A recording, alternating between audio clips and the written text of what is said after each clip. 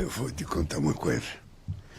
O mundo não pode ser vítima de mentiras. A gente não pode inventar as crises. A gente não pode jogar a culpa. Eu vou te dar um exemplo. A semana passada eu dei uma entrevista no UOL. Depois da entrevista, sabe, alguns especialistas começaram a dizer que o dólar tinha subido por conta da entrevista do Lula. E nós fomos descobrir que o dólar tinha subido 15 minutos antes da minha entrevista. É um absurdo, veja.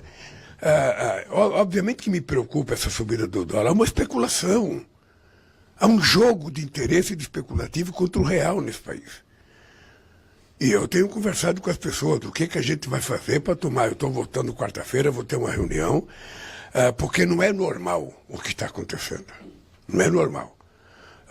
E eu acho que a minha visão sobre o Banco Central não é uma visão teórica, é uma visão de um presidente que já foi presidente, que teve o Banco Central sob o meu domínio durante 8 anos e com total autonomia. Alguém pode falar que o Meirelles não teve autonomia? E ele ficou 8 anos do meu mandato. E se dependesse de mim, ele ficaria com a Dilma também. Não sairia, não. O Fernando Henrique Cardoso trocou 3 presidentes de Banco Central. E é normal. O que é normal é o Lula trocar. É o Lula querer indicar alguém. E é o presidente da República que tem que indicar. E quando a gente indica um presidente do Banco Central, quando a gente indica um presidente do Banco do Brasil, quando a gente indica um presidente da Petrobras, a gente não indica essa pessoa para essa pessoa fazer o que a gente quer, não. Porque as empresas têm diretoria, as empresas têm conselho, as empresas têm um cronograma de trabalho, e o Banco Central é a mesma coisa. O Banco Central tem uma função, sabe, que é cuidar da política monetária desse país, que é cuidar, sabe, de atingir a meta da inflação. E por isso nós acabamos de aprovar a meta de inflação de 3% ainda, vai continuar com 3%, e nós vamos tentar buscar isso. Agora, o que não dá é para você ter alguém dirigindo o Banco Central com viés político. Sabe? Definitivamente eu acho que ele tem um viés político. Agora, veja, eu não posso fazer nada, porque ele é o presidente do Banco Central, ele tem um mandato, ele foi eleito pelo Senado, eu tenho que esperar terminar o mandato e indicar alguém.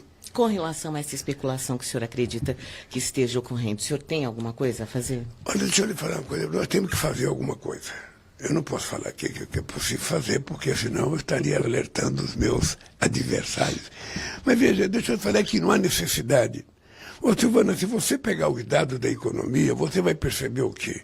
Você vai perceber, primeiro, que o PIB está crescendo mais do que a previsão do mercado.